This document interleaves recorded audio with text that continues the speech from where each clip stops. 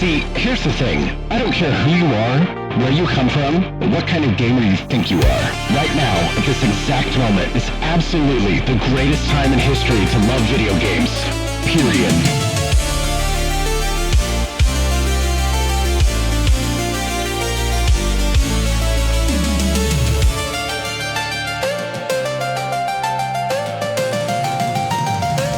Umbrella Fight.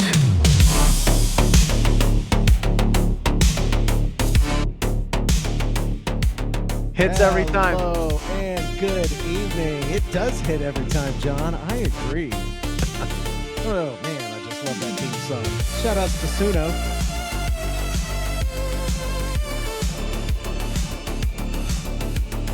Oh man, I could just jam it full clock, you know? Just put it on every now and then in the car. Oh yeah. Hello everyone and welcome to the Umbrella Fight. This is, of course, the one and only podcast on the internet that talks about video games and loves doing so. There are no other podcasts that talk about video games, despite what you might have heard. One. It's just Fake us. News.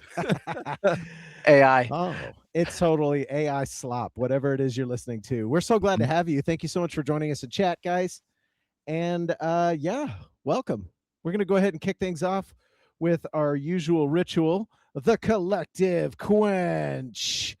Everybody go ahead and grab your cup or mug or glass, a tank or chalice or stein, a canteen, jug or flask, a vessel of any kind. Fill it with your favorite liquid, or maybe it's pre-filled. Who knows? You might have popped a can. Go ahead and raise it high. Umbrella Fight, our circle tight. We shine together in the night with laughter loud and spirits in sync. Raise up your glass, and now we drink. We drink. Ooh, crisp. Nice And glass of water. Something about the way carbonation just like hits your brain. That's and so like, gross, bro. Bro's drinking TV static, dude. TV static is good for you, I've heard. I think It's, the FDA is out on that, though. We'll have to wait until they return, although we know they're a bunch of liars anyway, so it doesn't really matter what they say. I'm just going to keep enjoying my soda. That's right. Yeah, I'm not going to let the man get me down. Yeah, those dang suits. So let me ask you guys, John, we kind of understand where you stay. Devin, are you a morning fizzy guy, or are you like a I gotta have something hot or just straight water? What's your morning wake up drink of choice? Morning, like I need some water before anything else. Like I have to do just normal, not even cold water, not like warm, just like water. Room temp. Yes, like neutral. I just Are you one of those guys that can pull a bottle of water out of the case and then just like chug the entire thing and be done with it? Yes, Same. that is actually preferable. I love doing that. Wow. Just downing like 16 ounces of water and then just not drinking water for like, I don't know, another hour or two. Sick. Yeah. John, what's your morning drink of choice? Coffee. Coffee? Hell yeah. Are you a hot or a cold guy? Hot in the morning. I mean, I've had like just iced coffee. I don't really have a preference, but most of the time I do have a nice hot cup of Joe to start the day. Yeah. It's got to be a nice thick sludge too, right? Diesel. Lies. Yeah, not at all. Not even a little bit. Yeah, I think I'm up to like 7 cups a day at this point because we have a sick Starbucks machine, not sponsored. #not sponsored. Starbucks machine. Yeah, but listen, bro, these coffee beans that they put in there are legit. They're good, and it makes a nice bold cup of coffee. It's not a Keurig, it's not a pod, it's actual beans. So I'm good with that. I tried the Keurig thing in the other kitchen across the way, and it is trash as far as coffee goes. Man, so coffee's one of those finicky drinks, you know? Yeah, I have to have my homemade coffee. Like I always come to work with like 2 cups in a thermos from the house because I can't do the office coffee, man. Are you a nerd about it? Are you like, oh, it's going to be French press or go home? No, nothing like that. It's just got to be good. You know, like I feel just like bad saying that, but it's you just know, got to be good. It's just got to be good. You know, like I feel like like I'm pretty low maintenance, but like if it's like, because this is a thing, right? If I have to make the coffee better, right? Like if I have to add a bunch of sugar, a bunch of creamer, now it's like, man, this sucks. I'm like drinking hundreds of calories right now, Uh-huh. Yeah, right? for And no it's like reason. for no reason, for no reason. When Yeah, like that's zero not even reason. good. when I can just have my good beans from the house and like have coffee that I enjoy drinking. Nice beans, I bro. think if you have to add creamer and sugar to your coffee, you didn't make it right. Or you Right. don't like coffee. And like Stop it's drinking it. that office coffee, man. I don't know what it is, but it's like, and also another thing in fairness, right, that also doesn't help is if you're gonna go with creamer and sugar, right, you do want high quality items, right? You don't want none of that like stuff you buy in bulk, right? That just doesn't expire for reasons unknown to me. Uh, And you know what I mean? literally Like not even milk. It's just like it's oils. just like whatever is in those little, like you've seen them, like little creamer things that are like this big. That can't be real. It's not. That It's not milk. can't Not be real good for coffee. you either. It's not milk, bro. So it's like, if I got, I If you don't know, if you ever get one of those and you pour them into your coffee, look at don't stir your coffee for a little bit. Like stir it the Dude. first time and then let it sit. There's a Yes. film of oil. that yes, goes to the literally top. you can see it. You can see the film of oil in your coffee. That's great. Okay, I'm sorry we're on a coffee tangent, but I'm passionate about this right here. No, it's fine. So- I started the conversation. When's the last time y'all have been to Buc-ee's? It's been a little bit, but I Okay. think I know where you're going. Their coffee bar is peak. Mm-hmm. Yeah. The Buc-ee's coffee Yes. bar is I second peak. that. I second that. Like the one, Okay. they have a bunch of things that you see the workers putting fresh beans in and remaking. And on top of that, if you'd like to dress your coffee, they have real stuff. Yes. So in Puerto Rico, café con leche, coffee with milk, is extremely popular. They got all the milks you could want. You want oat, you want half and half, you want 2%, you want fat, they got it. Hey, you want to add some caramel they to your got it? coffee? You can. You can add coffee just to your do caramel things. if you so desire. It's true. Okay. All right.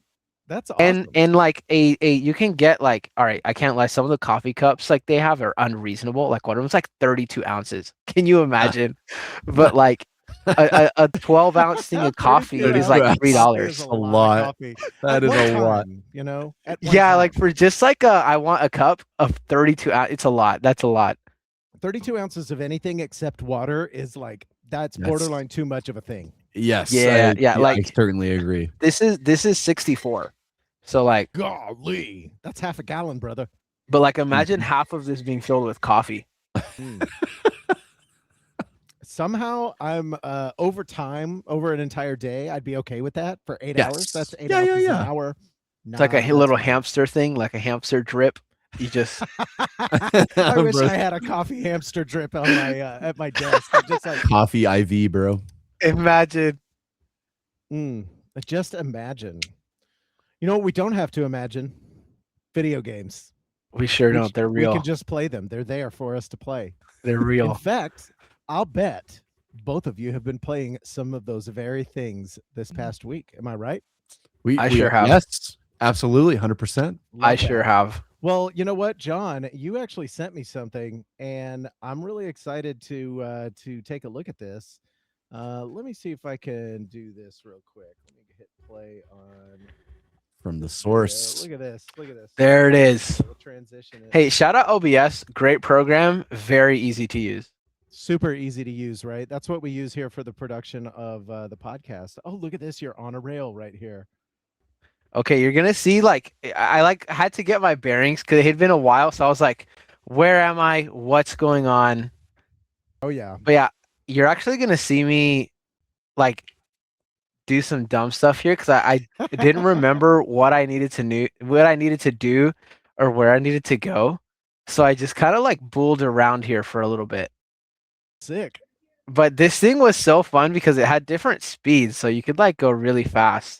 You can really crank this sucker up. I forgot that you could even adjust the speed, and I saw the little thing at the bottom.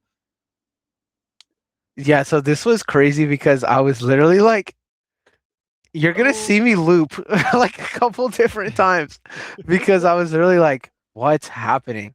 And like Oh man. you're gonna see me just start hitting No. stuff. I just love the way this old school stuff looks. I think it's so cool. And there is a lot of stuff going on. Oh yeah, here you go. Back to the crates that are moving around. Dude, I was like I thinking like, I wish there was huh. like a doot doot when you're backing up. That'd be really funny. Yeah, so something about this low poly look. We see a lot of indie games these days have this type of look, and it's not that it's easy to make it look good. It's that the tools have become accessible to making this easy to do if you know what you're doing. What I mean to say is the tools are getting out of your way and enabling you to do this stuff rather than having to figure this out. But imagine in 1990, 7, 1 year before you released this, they had to take this and bend this engine to their will without the use of Godot or Unreal 5 with all these Yeah. quality of life fixes that devs get to enjoy these days. This is pioneering stuff right here, and it still looks this awesome. You got killed big time. Got boxed. Murdered. But no, Fast it's forward a so I bit. will say it's been interesting. Like Oh I, yeah, f- I there's some found my way action. here, but like it's been actually I died here a couple times because the Mhm. way this room was set up was like so there was 4 turrets in each of the corners of the room, Oh yeah, the and turrets. I had kind of like figured it out after a while, but it took me a couple tries of like, dang, like I have to like throw these grenades pretty well timed, and like I figured out I don't really have to set off turrets. And then before right while I was doing this, I was like, man, how am I like there's probably a better way to do this. And I took a lot of damage and now I can't do exactly what I want. But that's kind of oh, you blew yourself up, I think, or got Yeah. killed. One of the two. He pulled the pin, brother. Yeah. Dude, yeah, I Oh, like it's funny because you'll see me like start to like when I spawn back in from dying, I'll like violently shake my my mouse. you do Bruh. the anger shake. Yeah, so here it was like there's a guy with like a heavy turret at the end. Like I realized like Oh there's like yeah. people there, He and the sandbagged. easiest way to do it was to throw a grenade, kill that guy, and then slowly move my way up so I could throw a grenade, and then that turret went off. This pissed me off here. I was like, no way, there's so much going on. But like I love what's been interesting, what surprised me is like ooh, did you get him? it surprised Oh. me how like complex the game design or like the level design is comparative to like I guess what I was expecting from a Yeah. game in 90. You said it was 97? No, 98 is when it was released. And 98. Bruh. 1998 is a banner year in video games in general. There it They is. like, you son of a gun. But Oh, you made it. Here, let's go back. oh, this part Right was here. crazy. Yeah, this part's sick. So There was just like a sniper over there and I was Yeah. like, I'm gonna take his no. ass out. Did you get him? That's funny. Bruh. Yeah, so 1998 is, let me see real quick. Jamie, pull that shit up. Let's see, 1998 landmark games. I'm terrible with lists. I can tell you when a game came out, typically like around the time, but you had things like The Legend of Zelda: Ocarina of Time, Metal Gear Solid, StarCraft, Resident Evil 2, and Baldur's Gate were all released in 1998. Baldur's So, Gate? yeah, the original Baldur's Gate. Wow. Whoa. So 98 was kind of a games can be all of these new things because you've got this, which is more story driven first person shooter, something that they had never really done in this space before to this degree. And then you've got StarCraft, which is a beloved franchise even today. Like people still play the original StarCraft. We have a whole country, South Korea, their national sport is StarCraft basically. Resident Evil 2 changed the Oh. game on survival horror. Oh, you got sniped out. Good. Bro, yeah, bro threw a nade at me, made me mad. Yep. Let's see. Oh, you're talking to your scientist friend there. There we go. You got to get your crossbow out of this. Is that a crossbow? Is that what that is? It is. Yeah, there it is. I Dude, love the But crossbow. at that part I was at earlier, you launch a rocket, Yeah. and I was like, "Whoa!" There you go. Yeah, it's so. Before you had played this, what did you expect? What did you have in your head? Because So I was there I when knew this it came was. out, so I kind of know what it is just because I've played it. But for somebody who had never played it before, I have no idea what you would have expected. Yeah, I was. Drowning I here. honestly, I knew it was gonna be like playing Doom to some extent. Mhm. Like I knew it was a boomer shooter, but I wasn't like. So I say like the story of Doom is a lot. It's pretty simple, right? It's like Oh I yeah, hate demons. I will kill demons until there are no more demons. Right? It's like 100%. fair enough, you know. The closest But thing in Doom has to a story is Doom 3. And have you ever seen Doom 3? no. Sidebar real quick. So Doom 3, they really tried to change up the formula. There's a whole character set, intros, dialogue. It's basically a survival horror game right up front. And then things go kind of off the rails about the latter half of the game, which is crazy for Doom. Like what even is a story in Doom? Like no one cares. But they did a pretty good job, I'd say, of actually shoveling a story into that universe. But that's the only time they really do it. Dang. 2016 has the lightest story you can imagine. You got angry, skinny cyborg lady what wants to Yep. open up hell, and then you got to Literally. kill all the things. Nah, so Anyway, like I've and I guess I shouldn't have been too surprised, but the story's like pretty peak. oh Can't yeah. lie, because like I've been betrayed, right? Mm. Right. Gordon has been immensely betrayed in a way that I don't really fully understand yet. But like I'm telling you, I keep seeing that guy with a suit, The dude. suit guy. Yeah. And he's making me so mad because so typically I'll see him when I reach a point. He's always far in the distance in some corner that I can't reach, right? And then I'll shoot at him every time. And then he looks at me, adjusts his tie, and keeps walking every time. Yep. And I don't know who he is. I don't know what he wants, but I can tell that he hates me, so I hate him. But this part was so funny Whoa. because I was like, "Oh my gosh." You're doing a real good job of avoiding homie over here somehow. No, dude, somehow I took like minimal damage this entire like run here. He's like not even getting you. What is happening? Oh yeah. He's whiffing, bro. Yeah, so I'm going to give you a pro tip, and I won't tell you anything story related, because obviously I know what the suit man's deal is. But don't shoot at him. You're just wasting ammo. That's all you need to know. He is a set piece, but he is absolutely involved with what's going on. So you'll get your fill in. But like I said last time, I am super curious when you finish this game how you're going to receive its ending. I'm very curious, and I'm curious what you're going to. No, wait, I take that back. Never mind. I can't wait until you get to the end of this game. Where did you Dude, wind up? Is how this far do you think I have left? It's okay, like a longer game than I expected it to be. Yeah, it's about, you know, I guess start to finish is probably 20 or 30 hours, depending on how good you are and how much you just mainline everything. Fair enough. But no, Um, I've had a blast. Actually, I saw the suit guy here. He was like at the other end of this when I had first entered this level. yeah. And again, bro just emoted in front of me and I had to take it. Emoted. Oh, those little head crabs are so annoying. I hate them. Yeah. I hate them, bro. They're bitch ass enemies for sure. I can't stand them. I love these guys right here. Those are cool. That's a cool design. I like the guys that they like shoot the green lightning.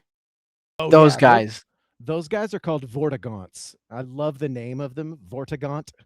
It's just cool. Like, bro, he's like palpitating me right now. Like they Yeah. just shoot green lightning. That's crazy to me. Yeah. Oh, and in this first entry, there's nothing more satisfying, in my opinion, than getting one over on a Vortigaunt with a double shot from the shotgun. Just like walking Dude. right up and pow pow. Dude, no, And the that's it. shotgun's so nice, just going boom. This is a great shotgun. As shotguns go in video games, I think top tier is the double barreled from Doom 2, in my Yep. opinion.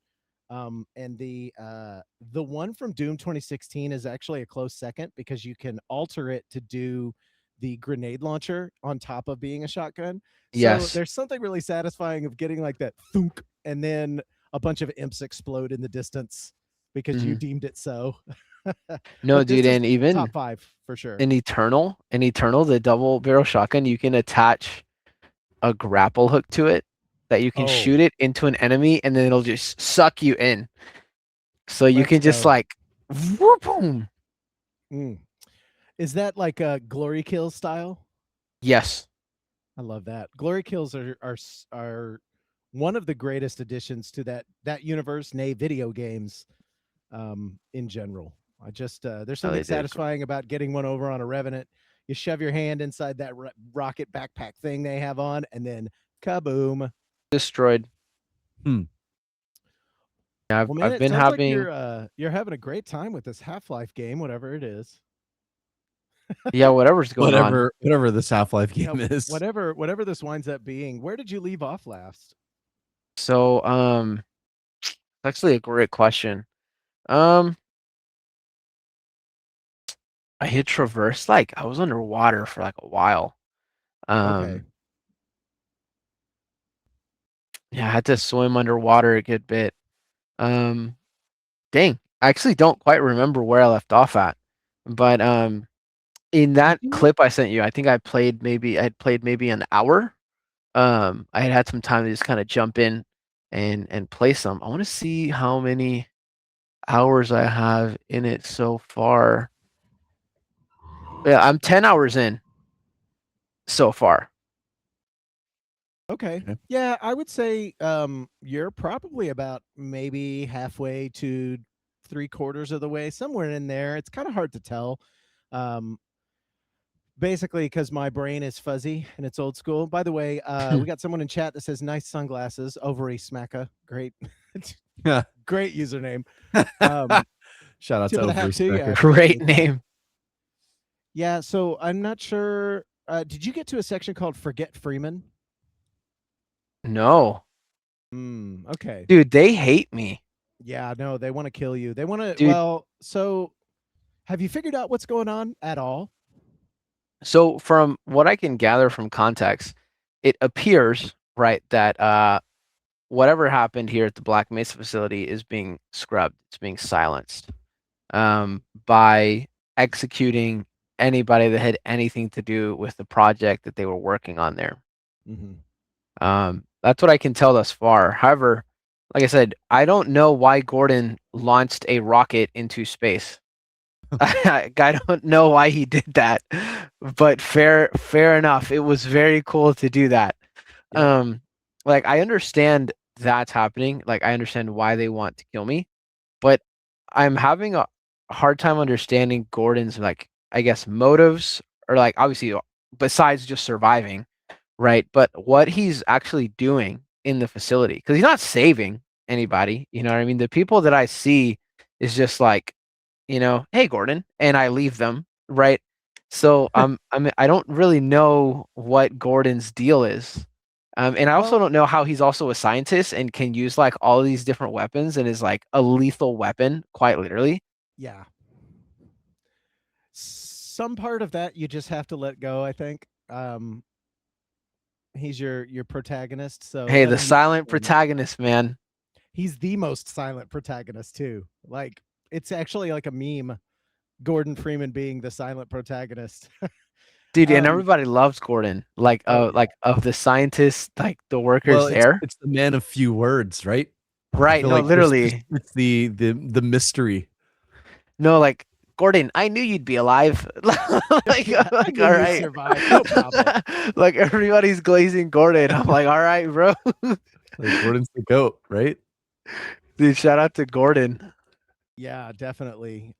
So when it comes to the scientists, I wouldn't say that you're not saving them though, because I assume that you've run into a few scientists here and there that are in a bind or a pickle of some kind. Yeah. Let me get rid of this stupid bot here. Bye, band. So if you notice, have you been able to rescue them from their plights here and there? Yeah, some of them, yes. Yeah, so you should definitely do that because they'll lead you to supplies or unlock a door or a shortcut. So Right. I wouldn't say that you're not saving them, but you're definitely not bringing them with you. 100%. So I think it's kind of every man for himself down there, except where time permits. Right. And one thing I do feel bad about is that when I was exploring kind of earlier in the game, um, there you like the rocket that you launch into space, you get to climb on top of it when you're like turning stuff on. Hmm. And there's a scientist that has been hiding the entire time on top of the rocket. And I don't know, like I launched that rocket to space. So like I don't know if he was just on there, and it's just now like gone, you know? Yeah. I mean, But if you he hide was in a literally spot like that, you have to expect something might right, and occur. he was literally like, "Hey, go away. This spot only fits one of us, and I found it first." Okay, well, it sounds like he might need to be launched into space then, you know? He's He not the guy did. you want around in a survival type scenario because he's going to No, eat all no, the no, no, food no. first and say, I found this food first. This is mine." But one thing I'm surprised about is like the controls feel really smooth, Yeah, like it's snappy. Yeah. almost too snappy, where I'm like, Mhm. "Oh, hang on, I'm moving too much." You know what I mean? Like Okay, like it's tweak it a little bit. no, I'm surprised at how like fast I can move, like Yeah. how easy I can get around. Yeah, Especially the like if I movement time my is nice jumps and right, fluid, I agree. it's nuts like how fast you can get around. Yeah, it's really great, especially since they include a bunch of platforming, which I typically don't love in first-person games, but they do it effectively here because they give you the movement freedom and speed that you need to accomplish what needs to be accomplished. Um, yeah, it's definitely awesome. Yeah, I always He loved how and they did those types the movement in those games made by Valve, like the because even in like Counter-Strike Source, Gary's mod, those the way that they developed the movement engine, like it was like there was something about it that made you want to do things that was non-typical from just a shooter perspective. And it came out with, dude, like in Counter-Strike Source, you would have like all of these mods specifically built based off of the movement of the game. Hey, we're not shooting. We're not like fighting. We're just whoa, hang on, forming. hang on. Devin, talk real quick. Hello. Okay, Hello. I altering a setting and then you got real quiet. Say that last part again, real quick. Yeah, so like in Counter-Strike Source, you would have these different game modes like a bunny hopping, right? Like you would just hop from platform to platform, and you could actually generate speed based on the physics. And or like there was surfing, right? If you guys, I'm sure, have heard of surfing, Yes, go right? surf, And it's like so you dude. have like all of these different physic mechanics on the movement of the game because of there's not like a part of the beauty of it is there's uh and maybe yeah, I think it's probably a pro is there's not like what do you call it, like physics whenever you the physic whenever you're spinning your camera really fast and there's a delay, like there's a weight to turning your body. There's none of that, right? Like, so you have this really quick, snappy response. Anywhere you're looking, you're instantly going. Your jumps are instant. There's like not really a lot of lag to like, hey, I'm gonna jump. It's you Mhm. press space and you're just in the air. So everything's like Yeah. super responsive, and it creates some cool abilities to move around the game.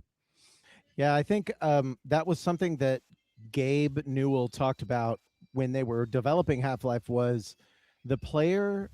There's two components to good controls and good gameplay, and one is when the player does something, they need to be doing the thing that they are expecting to do with as minimal delay as possible. Meaning, if I hit the jump button, I better be in the air as quickly as possible. There needs to be a minimal amount of delay between controller input and action in the game. Secondly, if the player does something or attempts to do something, the developers need to have accounted for it so that the player gets some kind of feedback.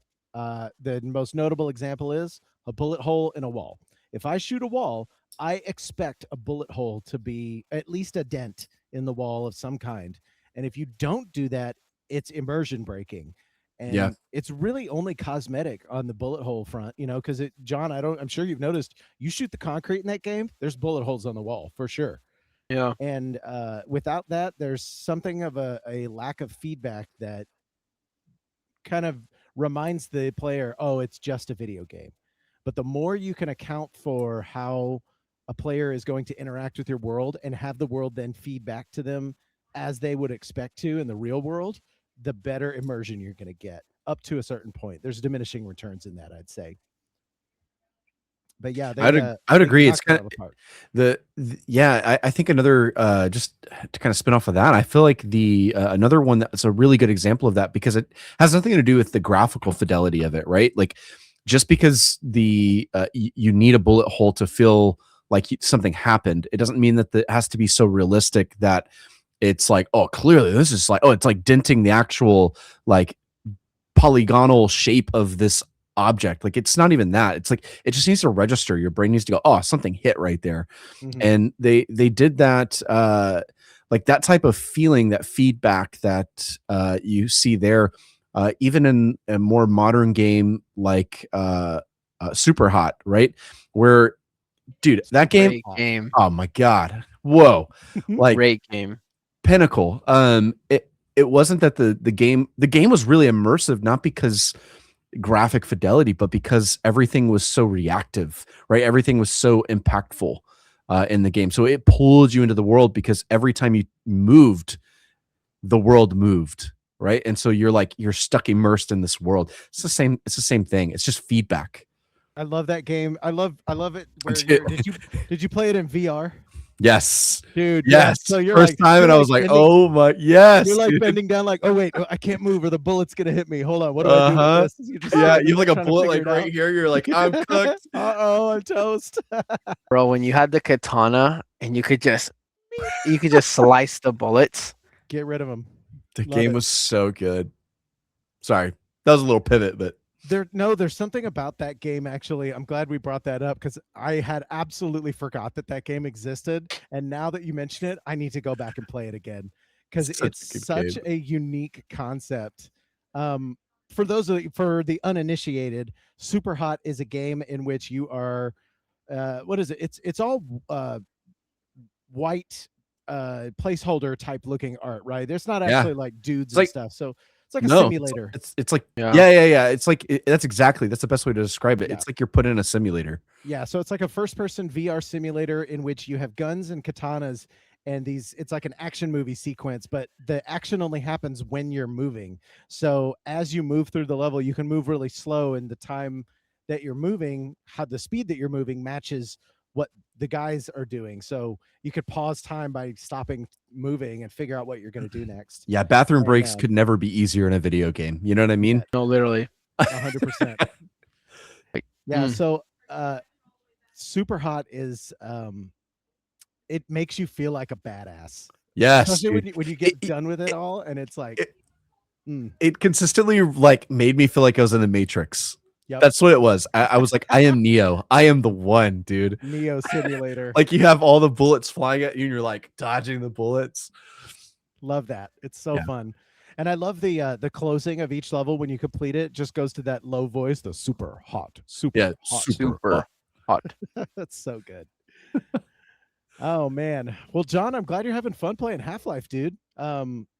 You're experiencing peak gaming for the first time, just like I said last week. With no spoilers. with zero spoilers. I Zero. cannot believe that. I've That's avoided so those awesome. spoilers for like 30 years. Dude, props to you. Yeah, it's almost 30 years actually. It's 28 years old now. It'll be 2028 when we get our 30th anniversary. You Man. think we're gonna get a 30th anniversary release? I bet we will. Remaster. Maybe. No, hell Oh, no. no. The game's peak. Don't touch it. They're Nobody not going needs to. to Yeah, touch they're it. not going to touch it. Maybe Half-Life 3 though. There are actual swirling rumors right now of a Half-Life 3 that is Do you being think they worked could on. do it? I don't know, man, because Half-Life 1 changed first-person shooters by injecting the story and making it the experience that you're experiencing now. Half-Life 2 did a similar thing plus physics. That was the big deal with Half-Life 2, is that things behaved very much like you would expect them to. In fact, in the opening scene of Half-Life 2, so I'll give you a little preface for the secondary game. It's actually set in a place called City 17, and City 17 is under authoritarian rule. Like it's sort of a you know futuristic dystopian nightmare.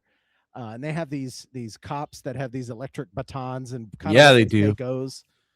What they say goes, man. And so there's this one scene in which you're walking through this subway to get on this train.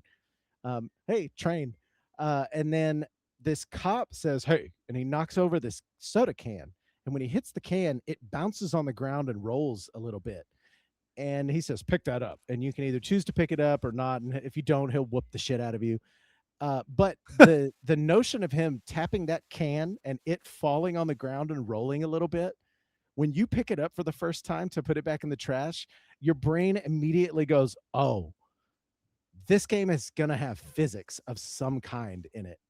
And it's a tutorial built right into the fabric of how that story plays out, and it's just a small interaction, but I think that is the genius of any game really these days, because a lot of games do it, but Half-Life in particular, you are tutorialized through the introduction of the game, just playing it, not, hey, push this button to do this. Here's a VR simulator that you can do, because that's like, I really hate having to read a manual to understand how to play a game, but back in the day, that was kind of just how you did it. And then you moved on to something like a Half-Life, which is directly woven into the story. I think Cyberpunk found a pretty good sweet spot because of the complexity of the controls. When they give you the little chip that you got to train Yeah, you military slot it stuff, in. slot it in, baby. And you do the military training. I think that's a good sweet spot because you still get to do stuff, but it's also explaining how things work with your cyber systems in a story kind of way. So there's a middle ground. There's a lot of ways to do it, but I think if you can avoid telling your player how to play the game and just saying it outright, I think that lends to a much better experience overall. So one question I have: what is Half-Life Alex? So in the second game, you meet Alex, and she is the daughter of, actually, you've met this character, but you don't know it. The black scientist that you run into frequently, he is in the second game, and she is his daughter. So without giving you too much of the story there, Half-Life Alex follows her, a small portion of her journey in the Half-Life universe. It's Oh, also strictly VR.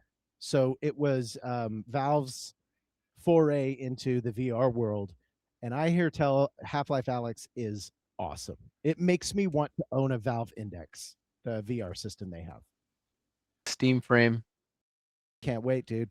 When the Steam frame Steam comes out, frame. I'm all over it. I'm Cannot wait. excited for that. But There's so so many. Go ahead. I've seen this funny video of like this is like a very early internet video, but it's this kid who's playing Half-Life 2, and his dad is like recording him finishing the game. And he's literally playing, and he's playing on like fat monitor, like, crazy setup. And like you see like credits roll, and you see the kid just like, and he turns to his dad and he's like, Dad, what happens in the third game? And his dad's like, there is no third game. And he starts crying. Yeah. Yeah. He's literally like, what? That is the real life manifestation of every Half-Life fan's internal feelings. Come on, we gotta finish the story, because the first game ends crazily. It's nuts. The second game is even more nuts. And there actually is 2 expansion packs to Half-Life 2. There's episode 1 and episode 2. They're okay. They're more stuff for you to do. I kind of want to tell you this cool thing about Half-Life 2. There's no story involved, but I kind of also want you to experience it having Blind. no context whatsoever. So I'm going to leave that on the off the table for now. I'll talk about it when you get there. But Half-Life 2 does a bunch of awesome stuff. You're going to love one section in particular called We Don't Go to Ravenholm.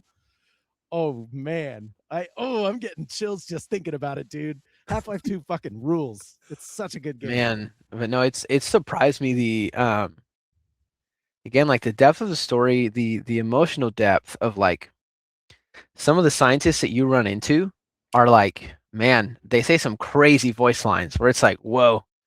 Yeah. You know, like there's a couple of them that were like, we told them this would happen. They knew. You know what I mean? Like you get those like random inklings of like, this is how it ends. Like these crazy, just surreal voice lines. But it's genuinely, I mean, I guess just me underestimating gaming, but it's like I'm like so surprised this game came out in '98, because I'm like, dang, like this is good. This is a good game. Super duper good. One thing I would urge you to do is take a detour and redo the intro and listen very closely to what's going on, because you can tell, if you know already, by their voice lines, that something is about to happen. Specifically when you're in that big room doing the experiment.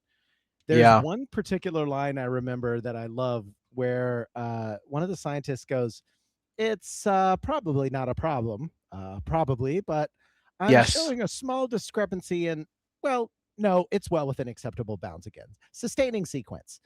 And that moment right there, if you're listening, yes, I actually remember hearing that and being like, are you sure? Reassuring, dude. I remember literally, I remember hearing that and going like, are you sure? Because like I'm in here, you're not. Yeah, I'm inside like this nuclear I'm room. in here. Yeah, it's sure it's so good the way they paint it, because they don't outright spell anything out for you. You have to pick up. It's all context. Genius storytelling.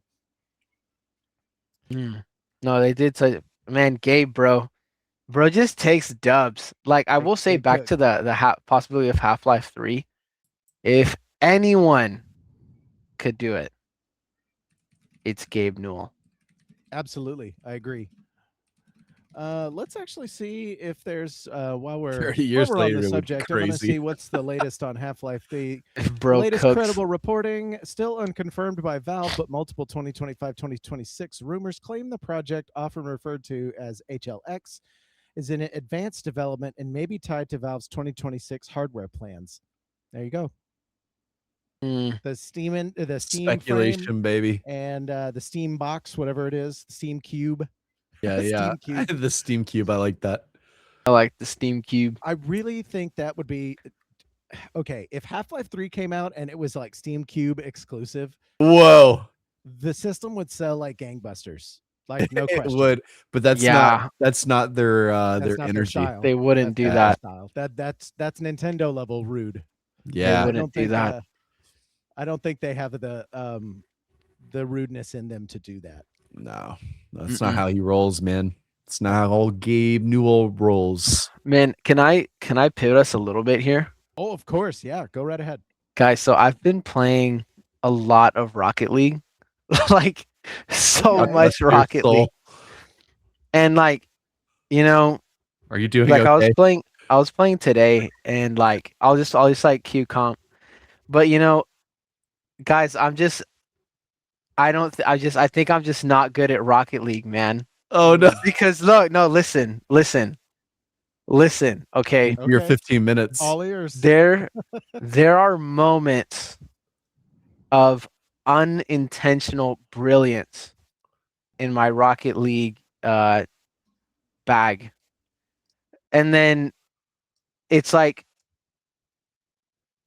two good things can't happen in a row. Mhm. Look, No. it's like No. it's like I'll either, so like the other day I did the most crazy accidental like aerial flip reset into like a goal, and I kid you not, immediately after I make an own goal. Like sub 15 seconds after that goal. Wow. And Karma like, is a bitch, man. dude, it's crazy. So like it's made me laugh. Like I'm still having fun because it's like, hey, I'm not giving up. I will continue queuing. I will continue throwing people's games because I'm having fun doing it. But like, dude, there's moments where like I'll see the thread and I'll do the thing and it makes it all worth it. It'll make the drudgery, it'll make however many games I lost, it makes it worth it. And it's addicting. Like the dopamine rush of executing exactly what you wanted to do and getting a goal out of it, peak feeling. Oh yeah. Peak feeling absolutely. like I had to get hit with like the other day I had to get hit with the, hey John, you're being really loud last night. Because I was so Whoa. hype, dude. I was so hype. Cause I don't know what it is, but it's like, man, Rocket League is such a peak game. And it's Hell yeah. interesting. So I'm like in my trios, I'm gold. I think I'm like gold 2, which is like okay. But in like my duos, I'm like bronze because that's where I throw the most. But it's so earlier today, I brought this up because I I was playing and I had a squeaker on my team. Just a young child of, you know, however much age that probably Squeaker. shouldn't be in party chat. But like I whiffed a goal really bad and I just hear, teammate, what are you doing? And like I started dying laughing because I couldn't remember the last time that a child severely younger than me had ever yelled at me in a video game. And it brought me, it made me die laughing. Bring you back to You the got COD yelled at. lobbies. Brought me back to the COD lobbies, bro. Brought me back to the COD lobbies. And then, so today it was interesting. I was playing a ranked game where my team got absolutely floored. The enemy team had some guy that was like either smurfing or just hadn't played in a while, so his rank was low. But bro was doing like some crazy flip resets off the ball, like bro was in there practicing against me and my team. And That's so funny. my 2 other teammates quit. They left the game. Mm. And I typed, I was like, I won't give up. Let's keep playing. And I ended up scoring like 2 goals out of sheer like, they had like 6, but you know what I mean? I got 2 dignity goals for the roll, for the Hey road. man, even one sometimes is Right. like, I'm good. You guys can dominate the no, rest of like- this match. It's fine. Hey, and I did it by myself, 3v1. That's nuts. 3v1. That's practice. That's practice right there. That's situational awareness practice. No, like I was so hyped. And then this is what it turned into. The guy was just absolutely cracked. He messaged me, I like you. Add me as a friend. And then, Aw. so I was like, bet, I added him as a friend. And then I hopped into a custom game with that team and we were doing a 2v2. And I had the greatest time of my life. My team, I don't know what happened, but he had on like custom rules, like we had infinite boost. So that made it a lot easier to play, but it was a ton of fun. That's Me- super entertaining. Me and this teammate scored 20 goals on the other team. Whoa. On like the other, like, because it was a 4 stack of us. So like, we just split teams. We scored 20 goals on their domes. I had 8 Mm. goals. Oh my God, John! And I bet dude, that game got you hyped as hell. dude, I was so hyped, and like they were in like party chat, like so I could hear them, and like it was so funny because like like they all knew each other, so, but it was so funny hearing like they evidently went to school together, because one of them was even like to the other team, I bet if Faith was here right now, you'd be doing a lot better. You know what I mean? Like it was just like randomly hearing that was so much fun, and like to be there and like low key embarrass somebody again unintentionally. Like I was doing stuff in that game that I don't think I could ever do in a real game. Sure. But like I had a great time. And I don't know what it is about Rocket League, but it's back. Because I remember playing that game when it came out, having the time of my life. And I literally haven't touched it in probably 6 years. Whoa! And now That's not the number I expected you to throw out. Coming back to it has been awesome. Dude, you got me wanting to play Rocket League now. Yeah, Maybe we'll do some duos after we're done, or Devin, if you want to do trios, dude, let's get in there. Okay, we're off, Tear it guys. up. We're off work, bro. We I'm can't. just saying, We can do can't. that. Jesus. I'm doing a crawfish boil with the fam tomorrow, so I ain't got Nice. nothing to do. So I had a great time, man. Other than that, I've also been playing The Division, which has been really fun. Oh, That was yeah. like, I forgot about that game. dude, I didn't know it was an MMO. Yeah, it's like a looter shooter MMO. It's kind of extraction-y in a way. Dude, it's if I recall. pretty crazy. No, it's like, so I had played it before a long time ago, but never really played that much. But like the way it's like set up is like your base of operations is the White House. And, Oh, yeah. and you're slowly going out and like reclaiming ground because some bioplague got released, been there, done that IRL, of course. Sure. You know. Yeah. Yep. But so that's been fun too. But that's been the rotation for me. I've had a great time. That's a sick rotation, dude. Love that. Devin, my man, what have you been playing? Have you been playing the game of school? Yeah, I have been playing a lot of school, and beating levels for sure. But video game wise, Love that. I have, yeah. I've been playing Arc Raiders. Nice. A Full on lot. actual extraction shooter. Yeah. Yes, and a lot of it too. Like, Have you been extracting things? fortunately, yes. Fortunately, so there's like their matchmaking is so interesting, and because they do this matchmaking in Arc where if you are more aggressive, it's going to start matching you with more aggressive players. So in terms of PvP, and if you are typically more aggressive to the PvE side of things, it'll start matchmaking you with more friendly players in terms of like them attacking you. So smart. Dude, and so like you end up, it depends on kind of how you're playing, and I think it's pretty like dynamic, like it changes fast. So like if you're a really aggressive one round, we'll start pairing you. Like it's very, very fast to change, so you're not getting stuck in one side versus the other, because we'll like specifically when me and one of my other friends who are typically more passive, like we're just, because I'm really behind, so I'm actually focused on just building up my stash. So I'm less aggressive because I'm like, dude, I just got to catch up. Like y'all are all decked out and like I have nothing. So I'm just looting like crazy. So I guess my aggressive score, whatever that is on the back end, your aggression MMR. Yeah, is fairly low. So I get paired up pretty frequently. Bro's been killing. If I'm playing with some of them, dude, it's like PvP hell lobbies. Like I mean, like shoot on sight, bro. Like there is no waiting for anything, and it gets sweaty like really, really fast. And then I'll play with this one other guy, and it's like everyone's friendly. They're like, "Oh, how you doing today?" And it's like, "We're doing good. We're just looting, just having some." Dude, those lobbies be like night and day sometimes. Bro, it's nuts, and it's so sketch because you'll just be like, "Friendly," and they're either gonna stay silent or you're gonna get, "Oh, hey, yeah, we're friendly." If they stay silent, you shoot on sight, bro.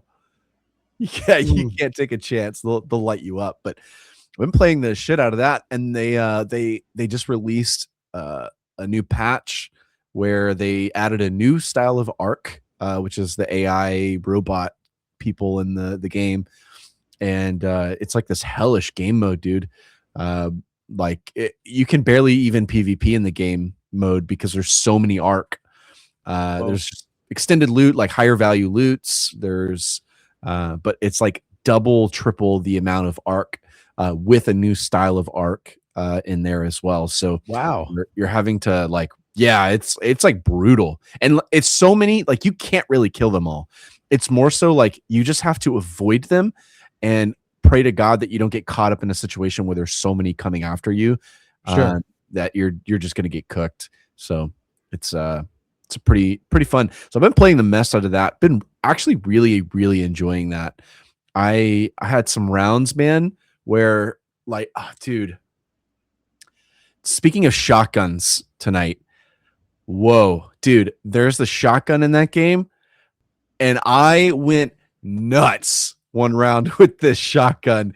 It just started. So there's like this sweet spot in the PvP when you're fighting another player where when you're like exchanging, so you're kind of like both kind of playing a little safe and tactical, and that's kind of how most of the PvP goes. And then there's like moments where if you're aggressive, like you win, and because they're not expecting it, and because a lot of times everyone wants to play safe because, man, if you die, you lose all of your loot. So there's a lot at stake. So people kind of play a little more passive to some extent. So you catch people off guard when you're overly aggressive sometimes. And bro, I came through with the shotgun and just lit this team up, and they could do nothing about it. They were like healing and reloading or something. And so I just run in, and there was like 3 or 4 of them in there. And like, I just start unload, because it was like multiple parties. We had like our team, and then there was 2 other parties, and we were all 3 fighting, and it was just chaos. And I just ran in there and just started blowing them up, and it felt so good. Wow, that's awesome. That shotgun. But yeah, Arc Raiders been playing the mess out of that. That's been super fun. Sick. And then I did open Doom. Oh, I'm freaking out. I did open Doom, and which Doom did you open? 1992 or 2016? 2016. Hell yeah, let's go. And yes, I felt the appeal, my friend. Okay. I did not get far. I played it. Oh shoot. Here, let me check my hours. I could tell you, it was not very much. Let's see. Yeah, like 30 minutes. I played 30 minutes. So I got in, I got oriented, and then I had to stop playing. But I did beat, obviously, like the opening level, and then I think I got through. Did you get the title screen? Yes. Oh my God, that title where Samuel Hayden's talking on the radio, and then it does the music. The timing of the shotgun pump with the end of that metal track is like fire for me. It like gets me going, dude. Dude, that is one thing. And I knew this to be true because obviously you play a ton of these games, and so we've talked about kind of what happens. We've even talked to what's our guy with the that boomer shooter he made. It's the freebies. Roi. Yes. Darkenstein 3D. Sidebar, if you guys haven't played Darkenstein 3D, it's free on Steam. Absolutely play it. Go download it right now. It's kick-ass. Super fun. So I remember us talking about like the dynamic music and kind of how it controls like the game and what's going on. And dude, they do it, and it's like those are the branches of the root of what Doom was, right? So like they were taking after Doom. So this was like going to the holy grail of like, this is the music was dictating what was happening. And like you go in and that epic music just starts and you're like, oh my God. And it's pure chaos for like, like, and you're like, oh my God, like, okay, this is one thing that did kind of catch me off guard. Like it's not free, bro. No, it's not free. What skill level are you playing on? I played on like I guess it's the normal difficulty. I did not go like hard. I went to the normal difficulty. It was like And Hurt Me Plenty or something like that. it was something like that. There was like an easy mode, a medium, and then a hard, I think a hard mode. And then there was 2 ones that were locked. So I guess you have to beat it on the Nightmare and Ultra Nightmare are both locked. Yeah. Nightmare is razor thin margin of error. I can't even play on it. I'm not that good. Ultra Violence is the sweet spot in my opinion.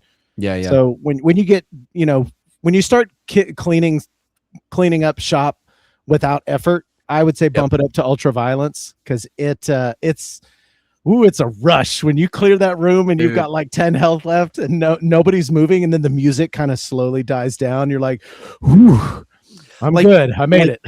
Like ammo management was, and like I wasn't gonna die. I don't think the difficulty was that difficult yet. I mean, obviously I'm in the beginning levels, but the ammo management, I feel like it was what kind of surprised me. Like you have to be moving around the map to maintain consistent fighting. You can't just like, oh, let me find this. Oh, this is a nice little corner. I can just let everyone funnel in. You can't do that. You will run out of ammo like really, really fast. It doesn't work. And maybe you get upgrades, but like it never stops being that way. Yeah, it's super fast paced. You have to keep moving. Yeah, and I feel it's like that's what you want. Like you want to continue traversing, go find little ammo drops so you can continue fighting. So yeah, it was a good introductory. It's definitely exactly what you guys said, bro. Get in there and just shoot some demons, dude. Like and have fun. It's it's almost decompressing, right? Because like as a believer of Christ, nothing brings me more pleasure, right? To literally destroy and decimate the spawn of Satan. Yeah, absolutely. Doom is a Christian game. That's what I just heard.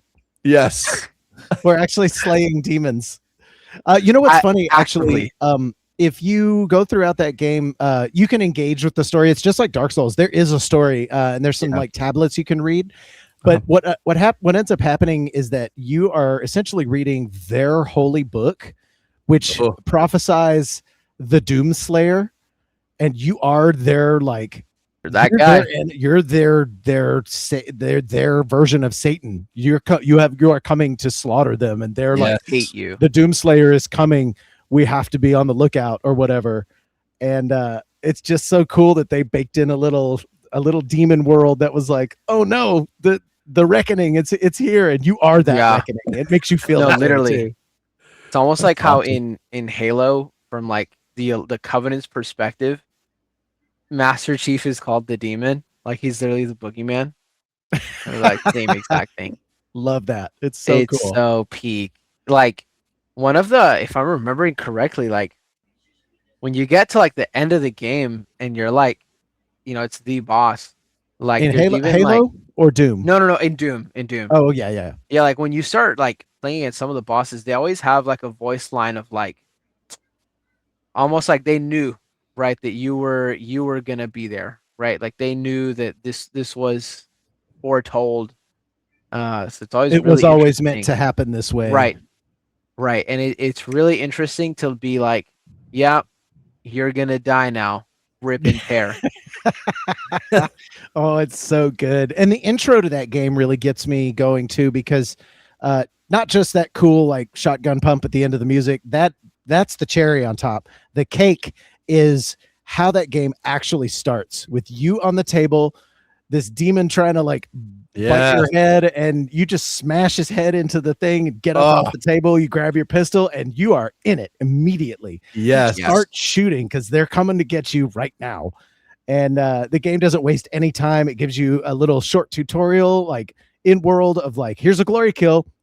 This is something you're going to have to do. And then that's it. They leave it. All right, now go to you. Yep. Okay, I feel like the glory kills, you just can spam them, dude. Like I feel like they want you to do it. Yes, they do. They want you to press F. Well, you're invincible in animations also, by the way. Yeah. Good to know. So there is a component in the game later on that you'll do called like trials of something. They've got a fancy name. But when you complete them, you will unlock this sort of like power up wheel. And as you complete stuff, one of the things that's in there is glory kills. There's one thing that you can unlock that will speed up your glory kills animations. Dude. So like by the end of this game, when you get to like levels 10, 11, and 12, you're basically looking for flashing demons and you're like ripping them done, move on to the next one, like less than a second. So fast. That's It's awesome. So awesome. fast. Dude, You will and, feel like a god by man, the end of that game for sure. man, if you do beat 2016, I would recommend Eternal, Devin, because it's literally like all of that cranked up to like 20 in like Eternal. They went like really arcadey with it. So like it gets super silly in that like I'm pretty sure you get double jump in 2016, but like in Eternal you also get like a dash, you can hover. You get like you get a grapple hook at one point. So it's like you can grapple to enemies Movement and is like just crazy. glory kill them. Yeah, like the movement gets insane. But they also dial up the level design to meet those expectations. So Yeah, you so it have gets to use those nuts. things. You know, there's a really good balance, I think, in Doom of making you as powerful. It's sort of like the concept of not nerfing anything, but rather buffing everything else around it. That Yeah. they thought with that principle. When you get buffed, the levels, they're like, oh no, there's now these enemies over here. These enemies are going to spawn in after that. These are going to do halfway through this batch, so I've got to watch out for that. Like the placement of everything is perfection. I think 2016 is the nice sweet spot for what Doom ought to be. That said, I also haven't played Eternal in its entirety, so I will reserve judgment. I also haven't picked up the Dark Ages. I've been too wrapped up in 1992's Doom 2, 1993 or something like that. Yeah. It was really peak though. It was good. The 30 minutes I played. Hey man, that's all it takes. You just need a taste, and now you got to go back to the Yep. well. Yeah, It's the so movement, easy to pick up. And no, drop. it is. The movement was intuitive. It's exactly what you expect it to be. Like Mhm. it's not surprising in terms of like the actual gameplay itself. Yes, there's uniqueness to it, but the movement is fluid. You know what you're supposed to be doing. You know how to move. It's all intuitive. It's like Half-Life. It's responsive, right? You jump, you're gonna jump. You press W, you're gonna walk forward. There's not this like weird delay. There's not you turn and you aim some direction. You're just gonna rip over to it. The snappiness of the looking in Doom is fucking epic. It's so good. Well, it's like iconic. It's not because it's not like that. Like when you play Battlefield, it's not that, right? Like yes, it is snappy, but it's not. They don't even intend it to do that in Battlefield, right? Sure. They're trying to give you some sort of a little bit of weight to what you're doing. So there's, but like I grew like a lot of my FPS gameplay came out of Counter-Strike. And that's more Doom-esque in terms of movement. It's just slower, like your walking speed is slower. But everything else is like almost identical. Like you're not bobbing when you're walking. You're just gliding, right? And your cursor is just kind of staying there. And so everything is really smooth and snappy and very, very similar to that. So it felt familiar. It felt like, oh, I know how to play this FPS. That's a great way to put it. Familiar. Yeah. 100%. Yeah, it's not going to make you feel like you don't know what you're doing. It's a very easy pickup. What's If I'm great not about mistaken, oh sorry, go ahead. No, it's fine. Go ahead. I was gonna say, if I'm not mistaken, wasn't Doom like one of the first FPSs, or like what made FPSs like a possibility? Yeah. So back in the day, Like there was grandfather of it all. Yes, it is the granddaddy. So you had your Catacomb 3D and your Wolfenstein 3D, and those games did something. They're not nothing, but they're the bare bones skeleton that you can kind of see forming what is the modern first person shooter. In Wolfenstein and Catacomb, all of the walls were 90-degree angles. There was no dynamics to height. There was no any of that. It was just move through this cave, throw your bullets where you can, and kill the Nazis in Wolfenstein, which who doesn't love doing that? Darkenstein 3D does that. There's no jumping in it. There's no reason to jump. You just kind of move through these levels and use your various weapons to kill the evils of the world. But when Doom came around, not only did it introduce height as a sort of mechanic, but it also introduced multiple angles of level design. So now you had worlds that were more jagged, that were more had depth to them, had more natural look in general. So under the hood, Doom from 1992 technically is a 2D game, but it's rendered in a 3D space. So things like a multi-floor skyscraper can't exist. Floors don't exist on top of each other. If you pull up the map in Doom, it's all flat. There's no, and it's always going to be that way. It's kind of one of the charming things about it, actually. But yeah, when that dropped, it was installed on more PCs than Windows was when everything was said and done. So crazy. Wow. Crazy thing to say. Yeah, that sentence is so nuts. Yeah, that's nuts. Hey guys, I might actually have an issue with my audio. Bear with me. Go ahead. Anyway, I don't sound funny, do I? No, you sound Oh yeah, completely you sound normal. great. Yeah, my audio device does this every now and then. Y'all sound fuzzy, but that's okay. I'll fix it in a little bit.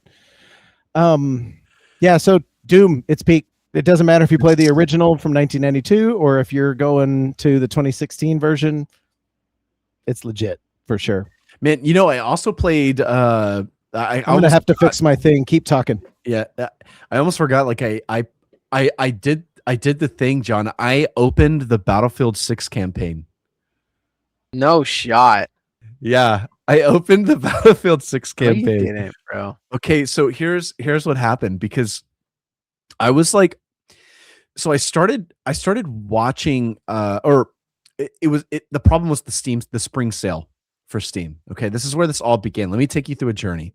I'm gonna take you through a journey here. So I look at this spring sale, and I'm looking at like adding some stuff to my wish list. I'm like, oh man, this is because my wife was like, hey, you need to add stuff to your wish list. Like, this is ridiculous.